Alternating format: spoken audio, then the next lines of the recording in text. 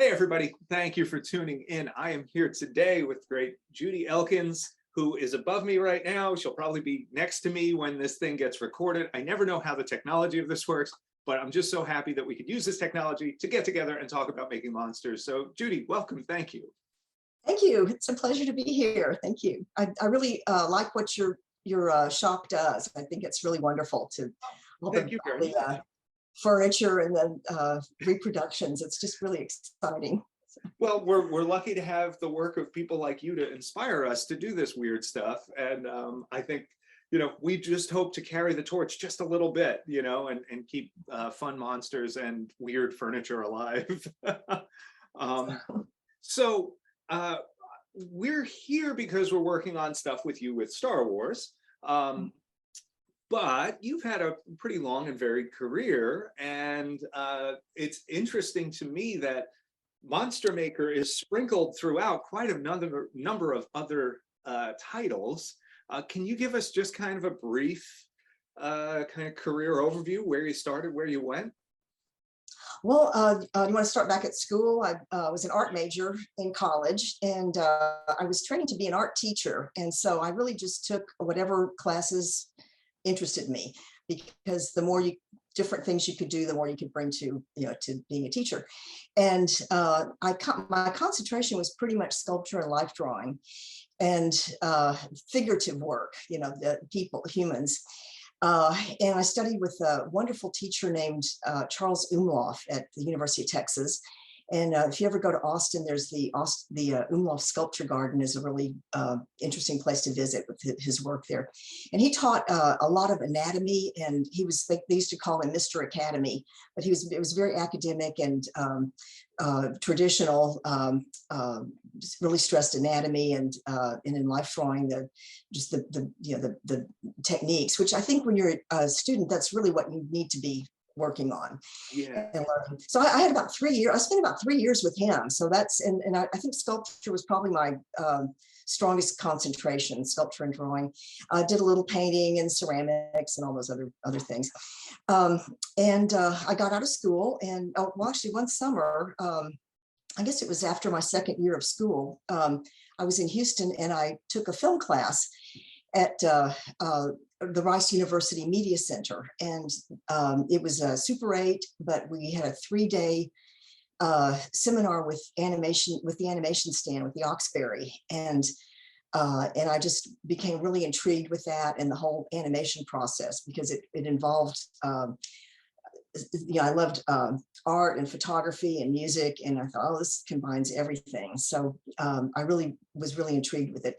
Went back to the University of Texas for the fall, and lo and behold, they were offering an animation class for the first time. So I dropped glass blowing and took animation, and it was kind of this was being Texas and not located in Los Angeles. It was really not the character animation. It was more things you could do with the camera, cutouts, other painting under the media, multimedia under the camera, that type of thing. Yeah, sorry to interrupt, but it brings to mind the experimental stuff Jim Henson was doing for Sesame Street, probably at a similar time in the 70s into the 80s. He was doing a lot of that paper cutout stuff and animation. Yeah, it was like sort of stop motion, sort of traditional animation, and just pushing boundaries of what could be at the time. Right. Even outside of LA, you still manage. Well, that character animation too. I did give it a try, but I really didn't have the talent for that. It wasn't, and it really is. It's kind of magic. It's a magical thing that people can draw a character and make it walk and talk and look like the same character all the way through. Right, every picture the same. I can't do that. So so anyway, let's see. So then I got as I was teaching. The good thing about teaching, I graduated and got a job in teaching junior high art, which is another whole story. But in the evenings, I could take continuing education classes, and in the summers also at Rice University Media Center. So I continued to take some more of the animation classes. And as an art teacher, I would show my kids educational films. And I thought, well, I could make something like that. And Willem de Kooning was one of my favorite artists. So I made this sort of educational film about his work, with photographing his paintings, taking the animation camera and kind of zooming and moving through his paintings, and then also imitating his paintings by drawing on glass with oil pastels. So they would kind of come to life. Wow. And then one little gag I did was kind of fun. There was one of his painting drawings where he drew women sitting in chairs, and so there was a photograph of him sitting in a chair, and then there was a woman in a chair of his drawing, and so I copied the photograph into pencil, and then ran the film forwards and worked backwards. So I slowly erased that drawing and replaced it with revealed drawings that looked like the woman in the chair, kind of imitated his woman in the chair. So when you ran it forward, there was a drawing of the woman, and then she kind of, melts away and reveals. Yeah, it becomes de Kooning in the chair. So I thought that was kind of, a little, Yeah, a that's joke. So it was fun. Yeah. But anyway, this will come into play a little bit later as to how I get hired. Yeah. That's why I'm telling the story. So let's see. So taught school for 3 years, junior high art, you can imagine. And I had about enough of that after 3 years. After 3 weeks, you had enough, but you kept doing it for a few more years. Yeah. That's about right. And so I wanted to really do the film and photography work professionally rather than as a hobby. And in Houston, what they have really is things like film labs and places that did slides and film strips. And this was in the late 1970s. And so I managed to get a job at a place where I could do some artwork. And then they taught me how to do the slides and process the color film and do all the, a lot of it. It sounds really, it was not automatic back then. There's a lot of color timing involved and a lot of, it really is optical printing. You're reproducing the slides onto a film strip that hopefully all the exposures and colors will look uniform when you get finished. Right. So so I did that in a couple of places, and let's see. Then I decided that was about all there was in Houston, and I wanted to move out to Los Angeles. And about this time, Empire Strikes Back had come out, and when Star Wars first came out, I thought it was really fun. It was just a really fun movie. I knew that the lightsabers were animated, and I knew a little bit about model work, but I didn't really grasp what I was looking at. By the time Empire came out, though, I had done enough optical work that I really was just absolutely blown away by the compositing white on white. Yeah. And just the things the optical department were doing. So what we had for learning materials was the American Cinematographer magazine. So I got that, and I just, I read and reread that thing so many times, trying to figure out, to understand what all they were doing and learn more about it. And that's, I think Empire's the one that really made me decide I really had to move out to Los Angeles and work in the business and try to. Yeah. So that's, so I did. Well, I mean, that's a huge move, right? And this is a time where like I try to get across to people now how different. I mean, I even go back to me. I'm probably 10 years behind you into getting into my career. Like, you're the early 80s. I'm in school through the 80s, and I have like early 90s is when I'm starting things up. And even in the 90s, though, it's like if you needed to make a move, you needed a paper map.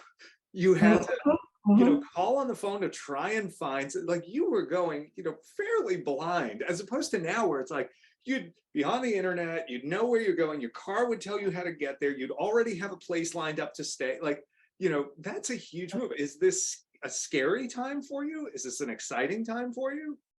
It was more exciting because I just was really I was very bored and unhappy in Houston, and it was just I just felt like I didn't want that to be my whole life, doing that. I had one friend that had moved out to California, and so I had a place to land. An empty room, so I Nice. stayed out there for a while.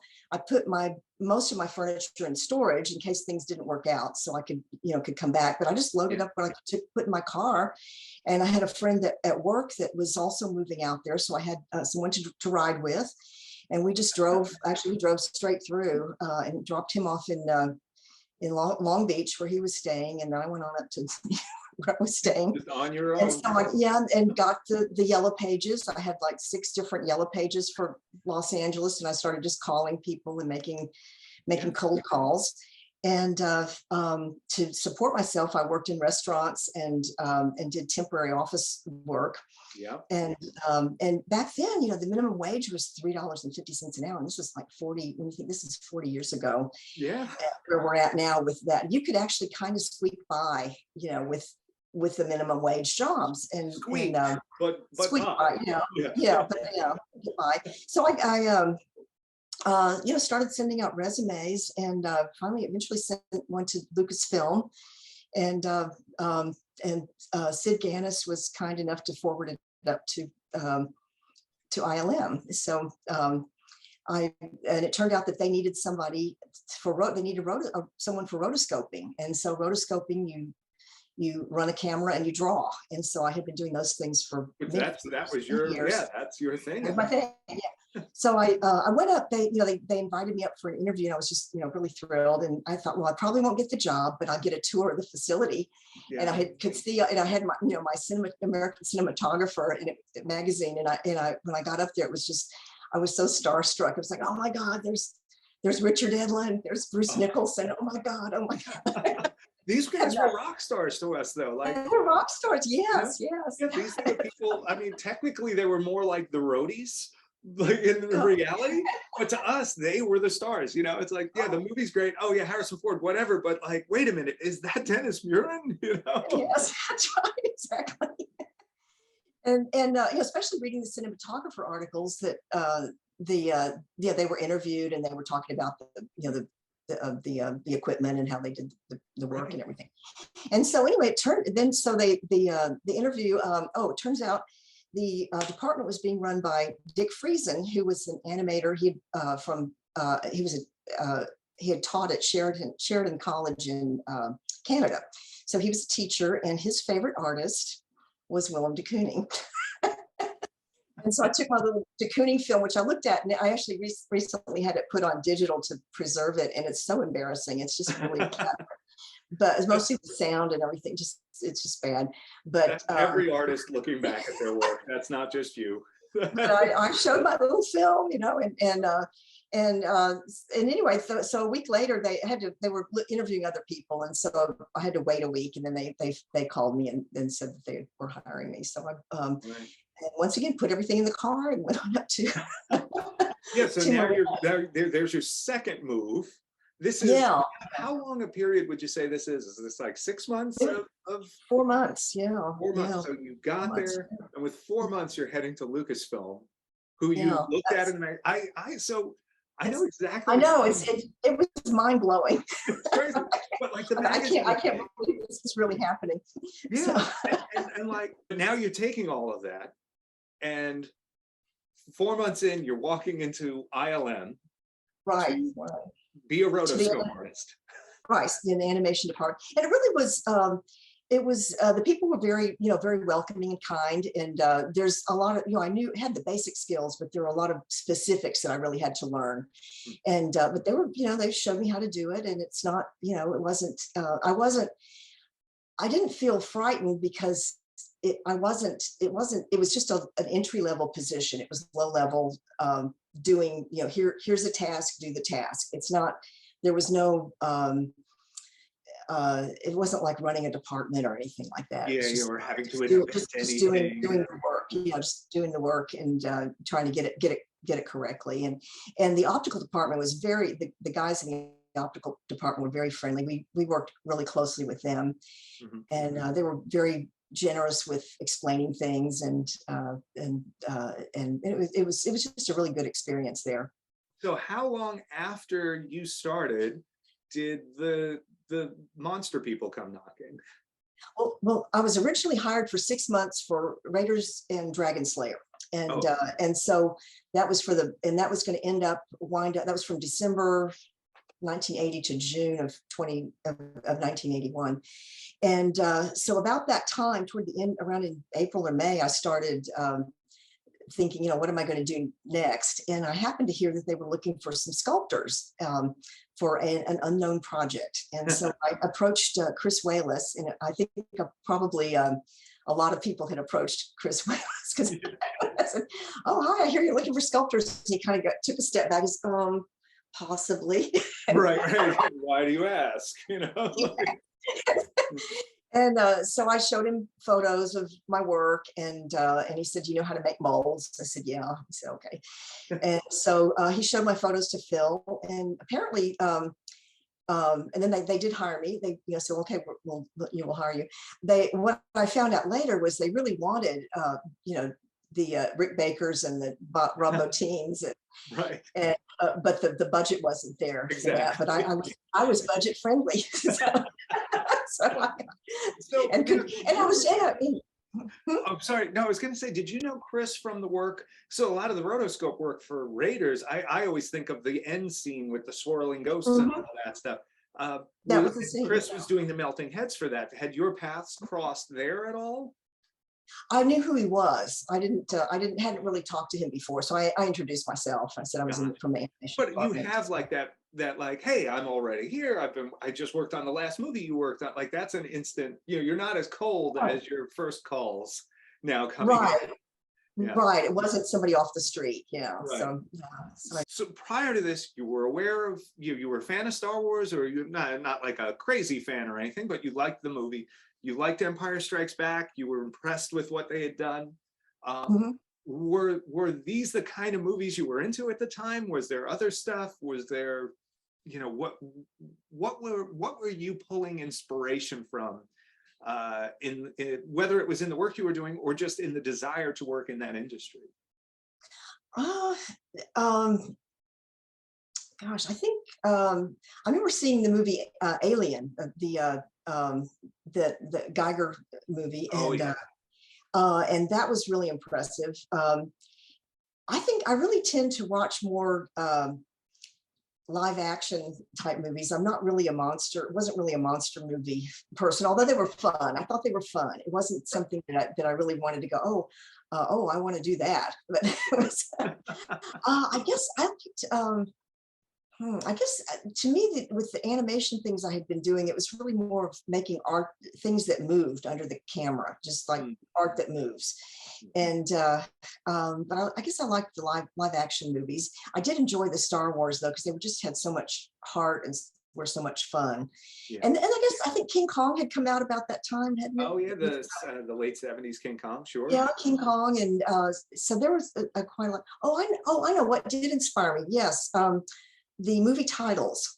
I was very intrigued with the movie titles, and people used to tease me that because I would go to the movies to watch the titles. Like Grease, I thought Grease was fabulous. The Grease titles were fabulous, and Superman, and they had all this. This is when they started the Superman stuff. Yeah, it was amazing. And it's just like, whoa, how do they do that? Right. And I think I was probably more interested in the graphics, and I did get into graphics later with motion control camera and learned how they did the Superman.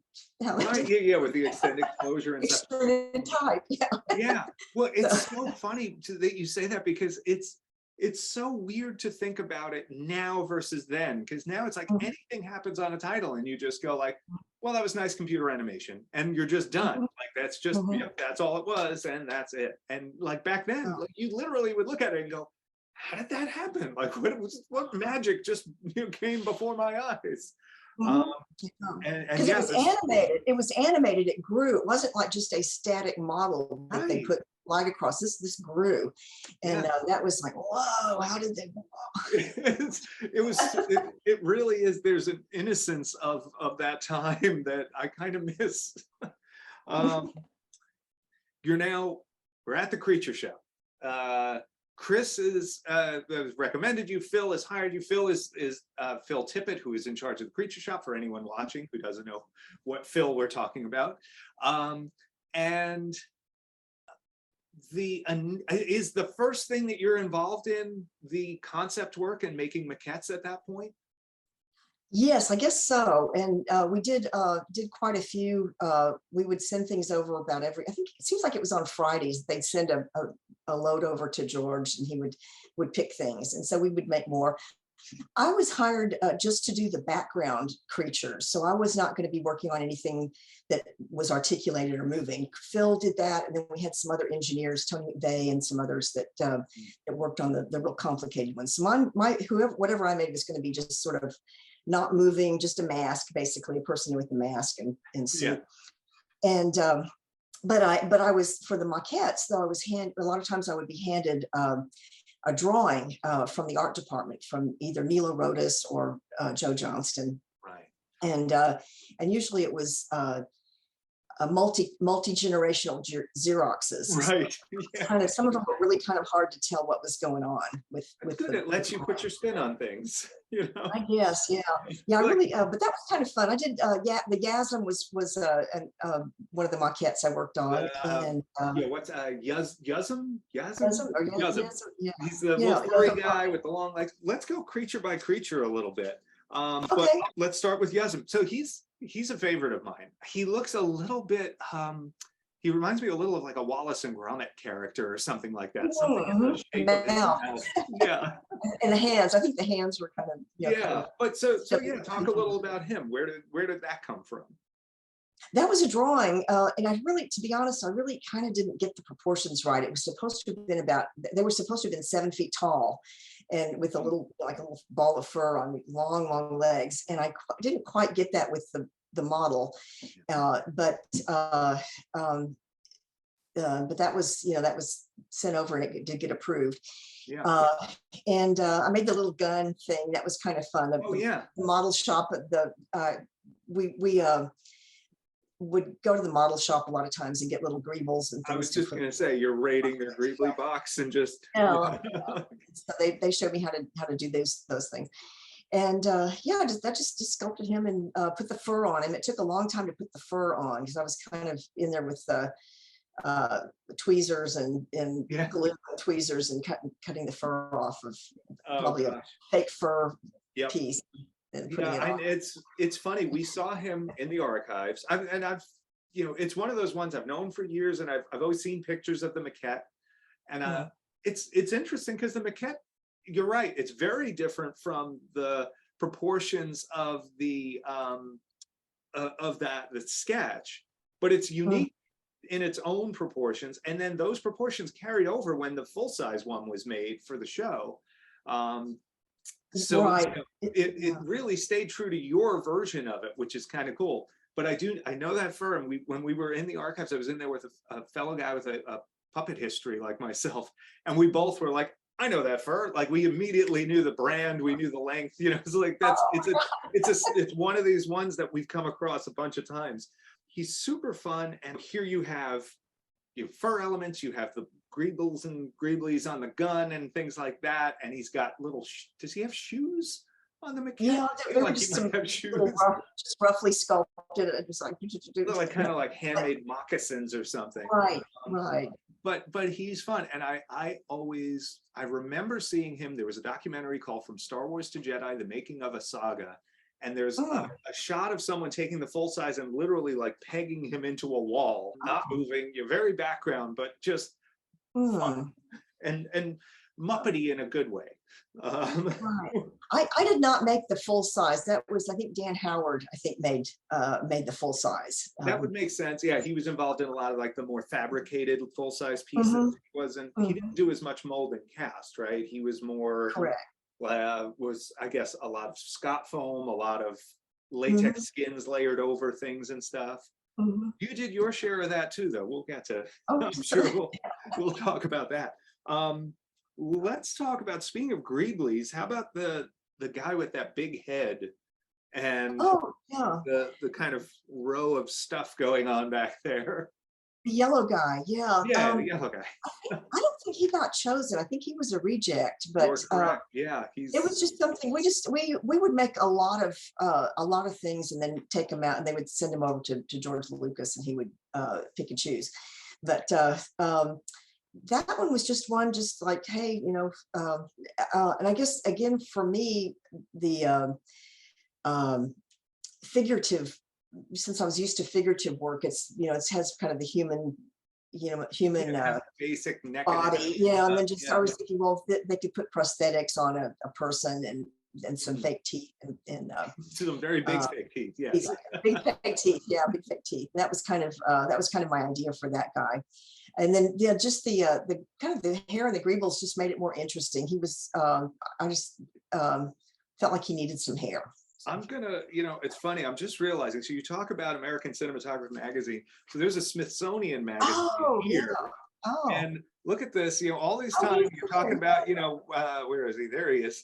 Talking Yeah. about reading the magazines to see the stuff, and then there's your guy right in the middle of this magazine cover. Huh. Is Along that a with recent? no, this is from 1990. We've got the Yuzum right Oh, there as well. oh, uh-huh.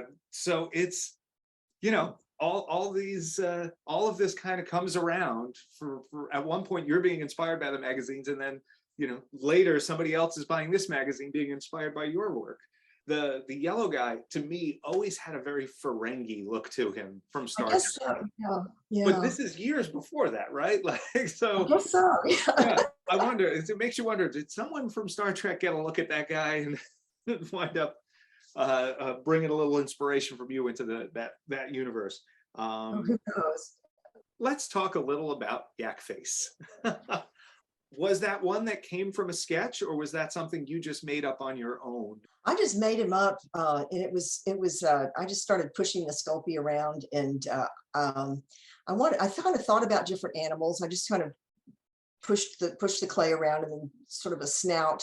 There was a snout and a neck, and then I just kind of, like you were saying, that sometimes it leads you, and then sometimes Yeah, you lead it, lead it. So there was like pretty soon it's okay, well, here's a good place for a mouth, and here's a good place for some eyes, and I kind of pinched up the nose and wrinkled it for uh, to make it look more alien, or less like a, like he was starting to look like a camel, and he's still right. kind of like a camel. And so I thought, this will make him look less like a camel, and so I kind of pinched up the nose and then put some ears on, and then I guess with the Sculpey, you bake it in the oven, and then you paint it. And so after that, I think he just really needed some hair, and I just thought that would make him look more friendly. There was a place in Berkeley that sold different exotic animal hair, and I had gone over there on a weekend and picked up all kinds of. I think there was some yak hair, and I'm not sure if he had yak hair, but there was Yeah, I don't think. different hairs from different Hmm. and alpaca, and everything. Oh yeah, yeah. And so we had some interesting hairs to work with too for the maquettes. So Yeah, I feel like yak hair would be really big scale on something that small. It's so I guess, coarse and crazy. yeah, I guess, yeah. Um, he has a friendly vibe about him. The hair definitely helps, makes him literally a little fuzzy. Yeah. Um, he definitely is a fast read. I'm a sucker for a big chunky alien, something that you look at and immediately can get a vibe off of him. Right. I knew he would be a background character. And so if you're in the background, you really kind of need big eye. I mean, you would want something with big eyes that you could recognize this is a face, rather than something if it had squinty eyes and Yeah. Some kind of dark mass just hidden in yeah. the shadows. You needed somebody bright and with big eyes so that as the camera panned, you'd see him. Right, he would show up, and so that's kind of how he came about. And then he got approved, and so then we went into the full size. Right. And at one point you had asked me, how did we pick him? Yak Face has a really interesting story. He, the old action figure in the 80s wasn't ever available in the United States. So as kids, we never even knew Yak Face as an action figure existed. it became one of these very sought after figures. There's a mystique about him. And so, you wound up designing a character who not only made it into the movie, but who also became a very sought after and valuable old action figure. So that was part of what made him an easy choice. And something that was a good way to bring you into the archive collection. It's really nice to have your work represented in it, and I think it's exciting for us to, put that in with everybody else here, where we've got, Phil Tippett and Chris Wallace and Ken Ralston and Tony McVeigh all represented so far, and now Judy Elkins as well. So, so that's kind of cool. It is. It is. It's really, really. I mean, it's something I never expected. So it is something really exciting. And well, 40 years and 40 years too. I mean, I can barely remember it, and just the hearing back from other people. People send me photos to sign and that kind of thing. I think, Nice. wow, I'm so happy that the work that we did 40 years ago, people are still enjoying it. That just kind of, I mean, you don't remember other things you did 40 years ago. I mean, Right. nobody remembers the rotoscope mats I did for Raiders. Right. Knows about that. So this, I guess this is because it is a thing. It was a three-dimensional thing that you can hold in your hand and It's a character. It's to the real world. Yeah. So we've been going through this process of identifying all these old maquettes and figuring out who sculpted what. And I have to take a moment and thank you just for all the help you've given us in that process. You're welcome. It has been so fun exploring this stuff. We've been going to the archives, we've been digitally laser scanning and high resolution capturing all of these things. We've been so lucky that we've had people like you. You have been so generous with your time, looking at all of these old pictures we send you, blurry shots, and hey, do you know what this is? Hey, do you know what that is? Do you know who did this?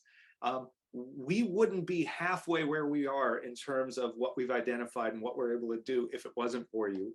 So thank you for that. We have one called the Toadstool Terror. Oh, yeah. It's not my favorite. So it was another one of those where it was a multi-generational Xerox. right. I really couldn't tell what was going on. I had to have Phil explain what is it? what is it doing? And he said, well, it was kind of like a toadstool with some eyes or something. And so it just kind of grew there. But I really, I had a lot of I really struggled with that because I just really couldn't visualize it in my head what it was supposed to be and what it would look like in 3D. So I just kind of,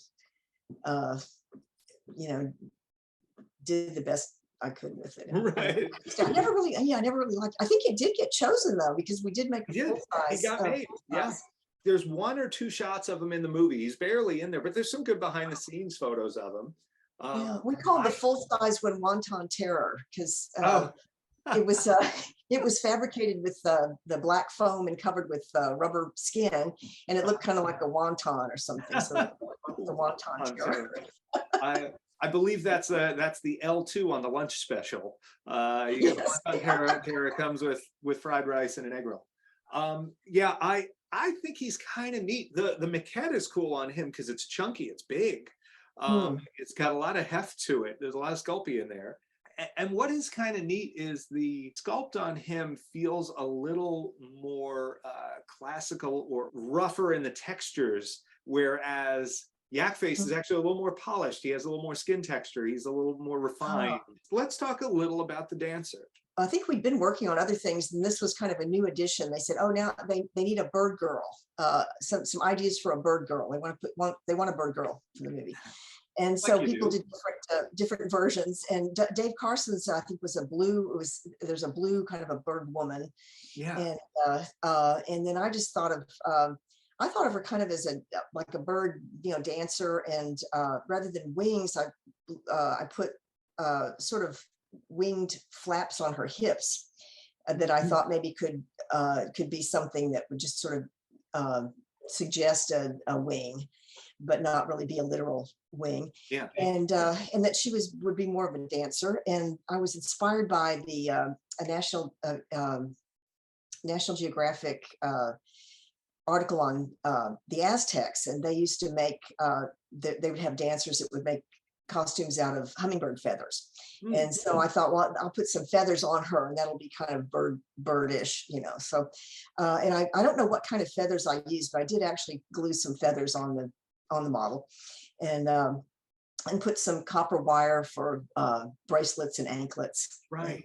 They had two tentacles on the head, and that was the idea was from Phil Tippett. He had done a bust of a woman with the two tentacles. And I thought, well, I'll kind of carry that through, and maybe they'll use, you know, that idea. And when we submitted it to George, Phil says, well, let's make them a pair, so this is the detail and the full body. So, right. Well, yours had this crazy bent back pose. It was, you know, a lot of dynamics and energy in there.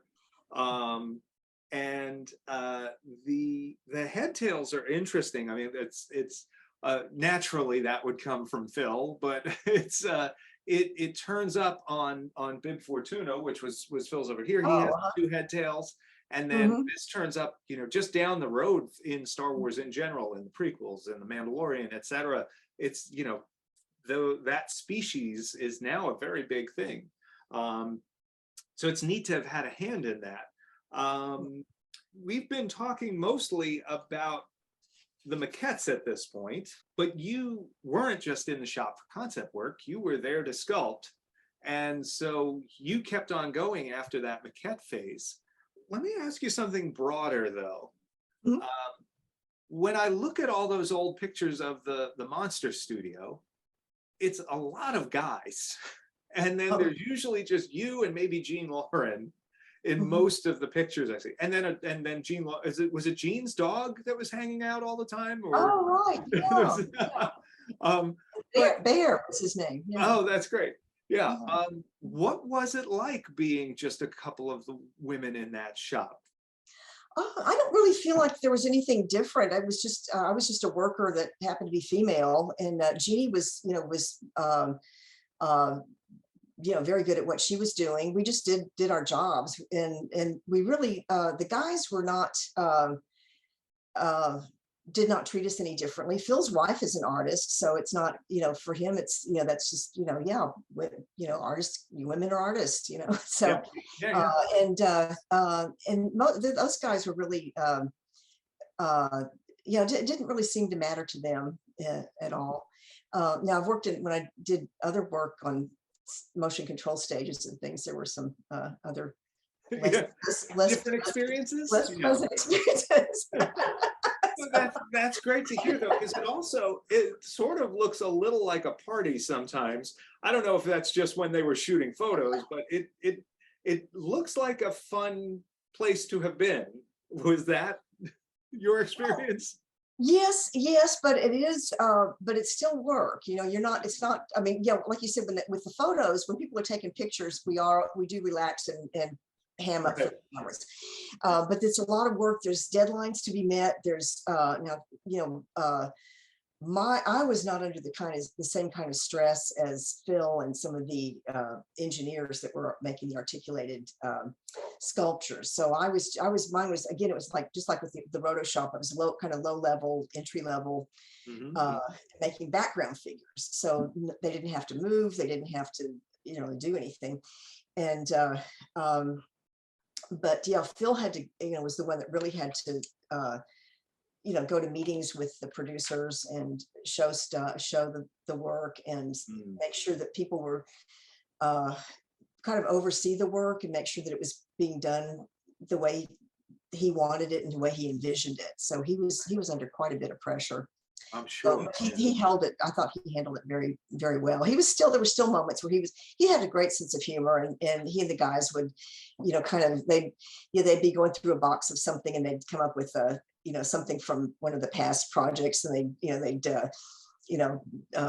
talk about it and bring up the jokes and things, because they had a lot of inside jokes from monster movies. There is sort of a separate language that you sort of get working in creature stuff for a long enough time, or there's like a shared history that those guys have, just knowing all the old stop motion movies and things as well. And they Um, would sometimes do dialogue while they work, just to, to kind of pass the time and, and release yeah. the crowd. It was, yeah. Yeah, I could see that. What else do you remember just about the time in general? Were there any standout, weird or zany moments? Were there any unsung heroes? Times where things didn't seem they were going to go well, times when things seemed we're going to go great. I was kind of removed from all that. I'm sure going on in the background, there were probably times when the man, Phil and the guys probably wondered, oh, is this going to get finished?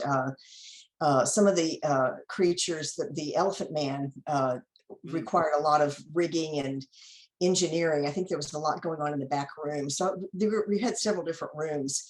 And I was just kind of removed from it. And I just was under my headphones, just listening to music and working most of the time too. But there were some fun times, though. I think I sent you the photo of the candlelight bean party. Yeah. Tell me about that. Well, first off, if you're okay with us sharing that, if that's your, Oh yeah, that's fine. okay, Yeah. so I'll put that up in the video for people. How did that come about? Well, I just made up a big pot of black beans in my crock pot at home, and I lived about 5 minutes from the studio. So, so it was, I think it was probably a Friday afternoon, and so I just went home and got everything. And the black beans with hot sauce and sour cream, and I brought it over. I think we had some little paper cups and things, and I don't know where they found this candelabra and candle holder and candles, but Stuart and Kirk kind of made a little an evening out of it. Yeah, very romantic. The two of them. Yeah, it was, everybody would get really hungry by the end of the day, and so it was just kind of nice to have something to eat, and kind of keep working a little bit. So did you take turns bringing in snacks and food, or was everybody just, was potluck? We actually did do a thing. Stuart Ziff is quite the cook, and he started he did lunch, brought in lunch for everybody one day. That was when the crew we were kind of a small group. And so Phil said, well, yeah, we should do this every Friday. Every Friday should have lunch. So we kind of took turns, and people would bring in food. The beans were not a part of that. That was just a different event. But yeah, we would do on Fridays for a while. We did do lunches and things. So that's fun. It sounds like a little bit of a family atmosphere, whenever you have that many people, or that's kind of tight group of people under a degree of pressure together like that. Do you feel that generates some familial bond? I think so. It was, and we were sequestered from the rest of ILM too, for security. They didn't want anybody to see what we were doing. And so, we were kind of our own little, they called it the mothership. Oh, I'm going over to the mothership, for a meeting. And, so we were out there on our own, and it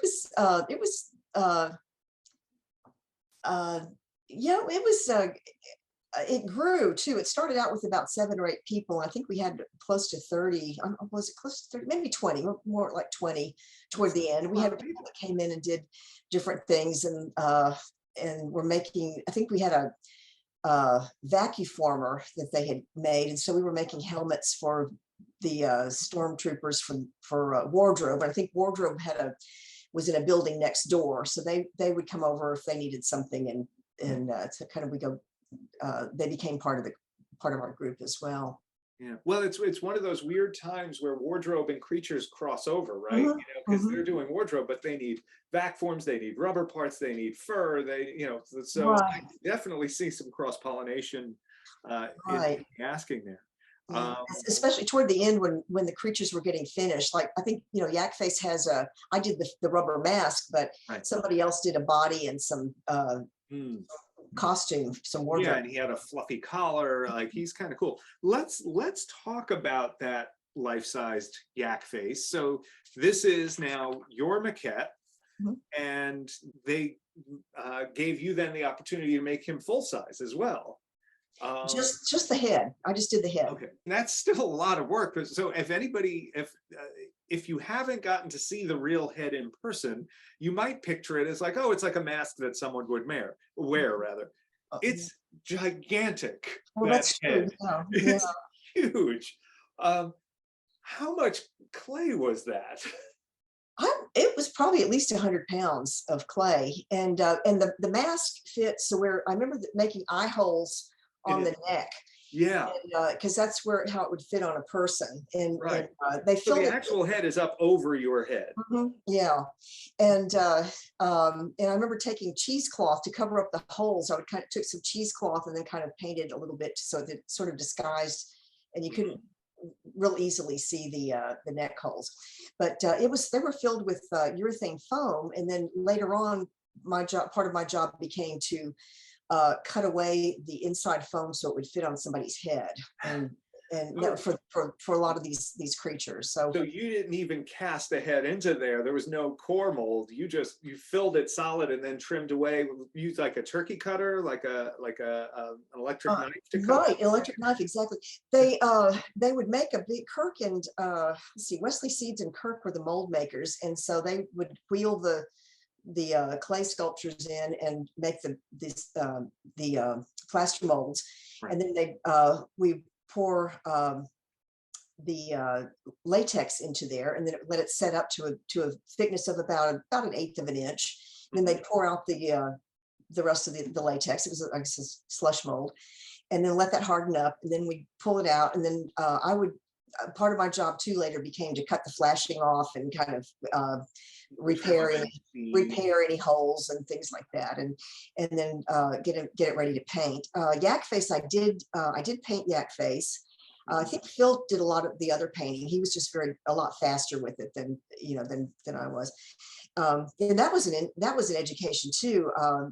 With the rubber, when you're painting on rubber, you have to use a rubber latex paint. So it's thinned with benzene, I guess, and rubber cement. Those rubber cement paints. Rubber cement the paint, benzene. Yeah.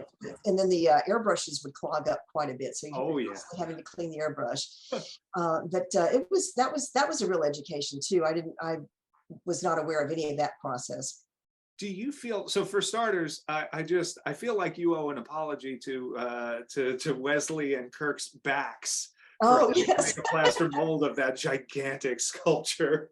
Well, actually, once they make the mold, though, then they take it off of. They might not have ever had to lift it. Oh, true. Yeah, they would break it apart before they would. Yeah. But even just once you filled that thing with latex, I had to take 3 buckets of latex just to fill it up. He's a huge guy. I do know there's a great shot of you putting hair into him. And maybe that's yak hair, maybe that's horse hair. He's got very, very coarse hair. It's got a lot of stick outedness, for lack of a better word. It might have been horsehair. We had some horse tails and a lot of just a lot of different types of hair and fur and things. Right. That's really cool though, because not a lot of people get to, on a movie, design a character, sculpt the character, paint the character, hair the character, really take it all the way, save for molding, which is the hard part. Let them do that. And you really got to take him to fruition. That's kind of a cool thing on its own. That was. Some of the others, other people painted. I did one we called Rock Lobster that looked like a lobster. Yep.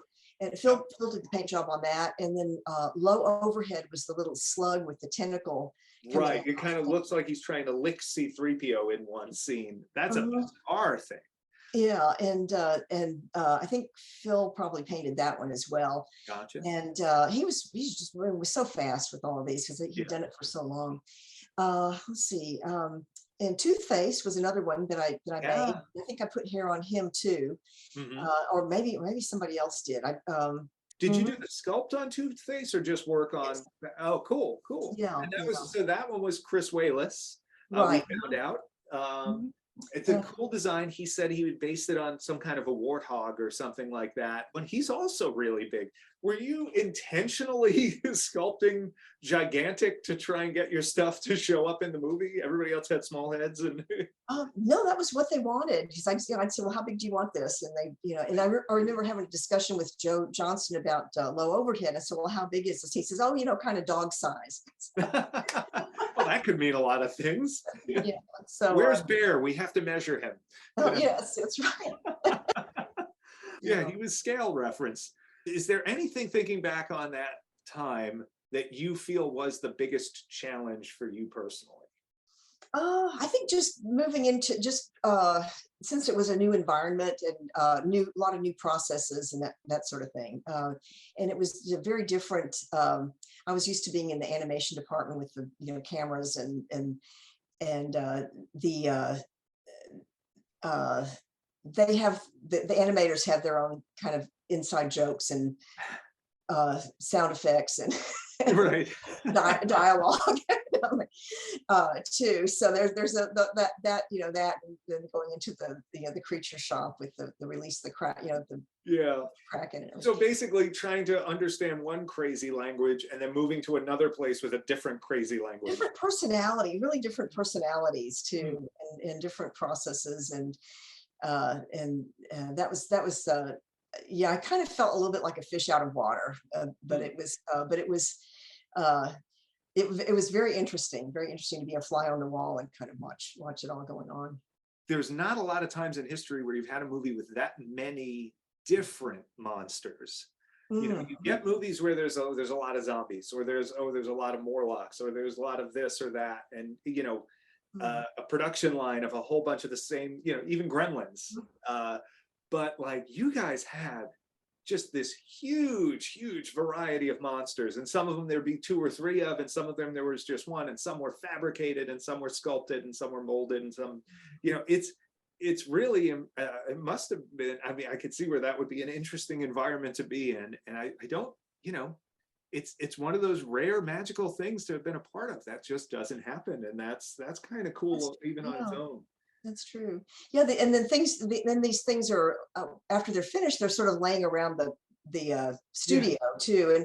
And there was one that was sort of they had a skeleton from something. Yeah. And he was around hanging out around the water cooler. So there was just, it was just like, it's kind of like, working in a, haunted house. Right. I like that. I approve. A fun house.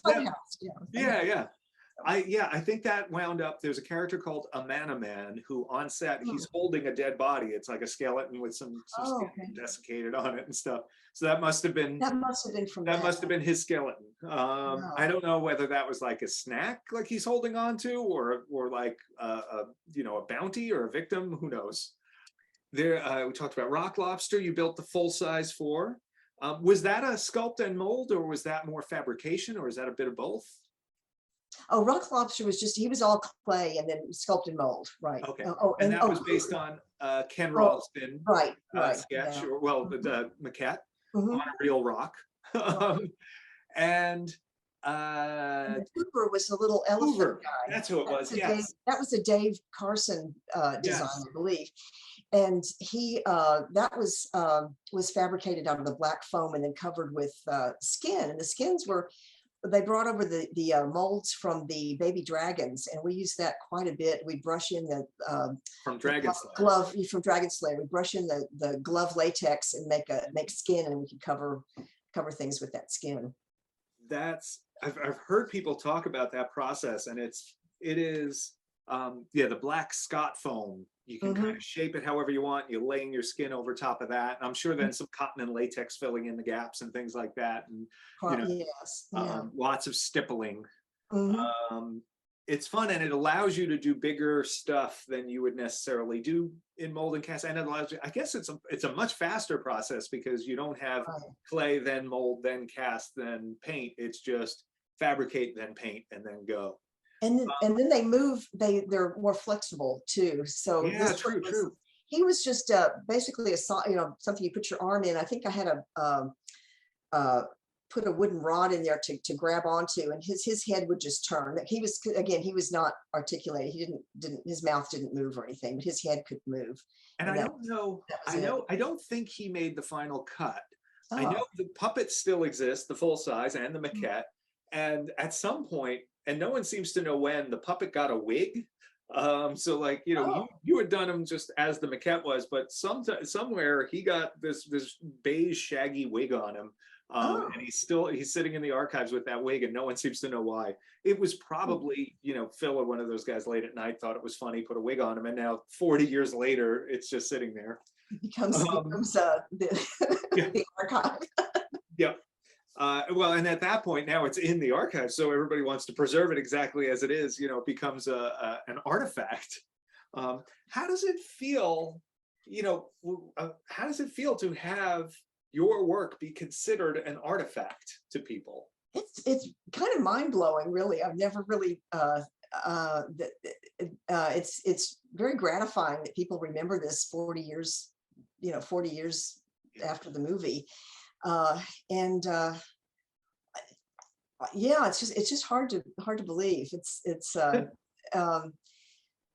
I knew that it was, I think for me personally, I mean, I realized that Star Wars was popular and everything, but I just didn't realize how big it was. And I'm still amazed when I watch TV shows and they make references to Star Yeah. Wars. And I think I was telling you that I was watching Seth Meyers the other night, and he and was it Pedro Pascal. Pascal, Yeah. they said that Jedi was their favorite movie, and of course they love the Ewoks too. So everybody loves the Ewoks. Uh-huh. They didn't mention Yak Face. Come on, Seth Meyers. Yeah. It's amazing that you get people that are now doing the new versions of Star Wars still talking about the movie you worked on. Mm-hmm.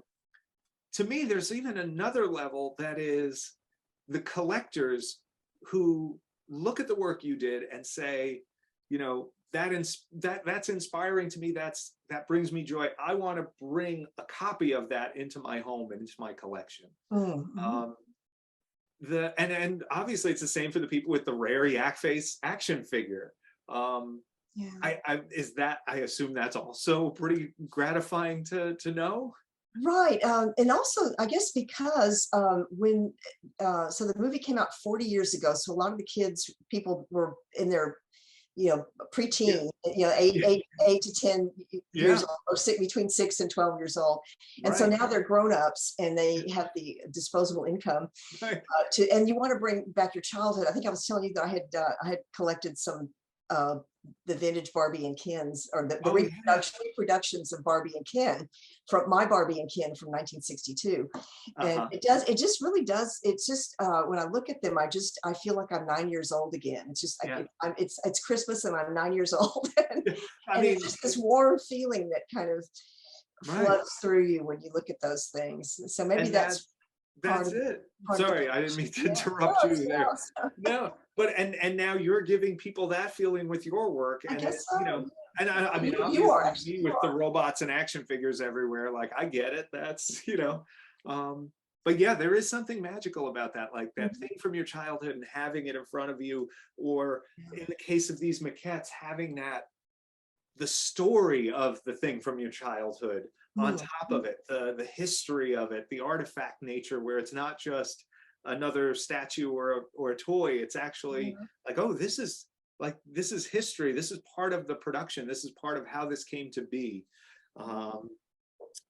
I have 2 questions left. Okay. One, do you think miniatures, puppets, and models still have a place in film today? I would say yes, because I mean, the CG is wonderful. You can do so many things with it, but you don't need it for everything. And I would think as a director, you might be able to have, if you didn't need for the creature to fly or do something, that you couldn't do on stage, it's easier to light it and direct it if it's really there. And the actors, and especially with the lighting and things too, rather than having to go through the whole process of creating a digital model and compositing it in, and telling your actors, oh, it's going to be over here, and here, talk to the balloon, or Talk to the tennis ball. talk to the marker, yeah. Yeah. And so I would think that yes, that they do, and also they're just it depends on the need, what you need it to do. I agree with all of that. I don't think it'll ever go away. I think at some point, yeah, the computer stuff is great and it's getting better and better, but there's always something special about having a big monster in front of you. The last one, you said that you used your headphones to tune out some of the craziness around you during this production. What music were you playing?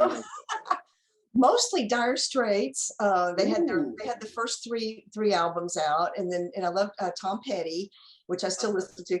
And I was kind of starting to explore rockabilly. So there was Johnny Burnett, the Blasters, Eddie Cochran, and then some folk music. Tim Buckley has always been a favorite, and but yeah, a lot of Dire Straits. So his music, Martin Knopfler's music is just really so elegant. It's just really amazing. His movie soundtracks too. I think later on, I guess Local Hero came out later on. It was just a really beautiful soundtrack. That's excellent. I love his stuff as well, and I think that's it's always fascinating to me what music to make monsters by. What is that? Now the other guys would listen to movie soundtracks quite a bit. So and that was a really an education for me too. Dave Carson and Phil both had quite a collection of that. And there was Bernard Herrmann and I forget who did Psycho. That was Bernard Herrmann. Well, and Dave Carson mentioned that influenced George Martin when the Beatles for Eleanor Rigby. So then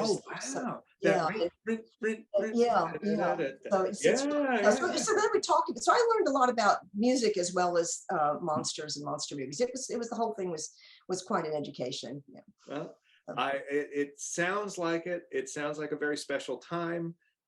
It's kind of amazing that that's 40 years ago now. Yes. You were obviously very, very young when it happened. I was very young too. I'm so grateful that after all this time, you still have all those great memories of it, that you have been so willing to share your time and memories with us. And I cannot thank you enough for being a part of this edition. If anybody is watching, please look Judy up on IMDb and on the Star Trek Wiki and all of that fun stuff. There's so much that she did that we didn't even get to talk about. Maybe we'll do this again sometime and talk more about all of that stuff. And in the meantime, if you're watching this on YouTube, please do the like and subscribe thing and go to Regal Robots page and sign up for our mailing list. And check out the Yak Face maquette, which will probably be out by the time this is up, and maybe bring a little bit of Judy's work into your home.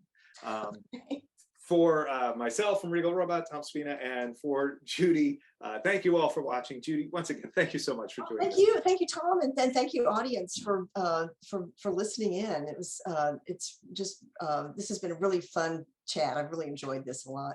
So. Thanks, everybody. Have a good day. Okay, thanks.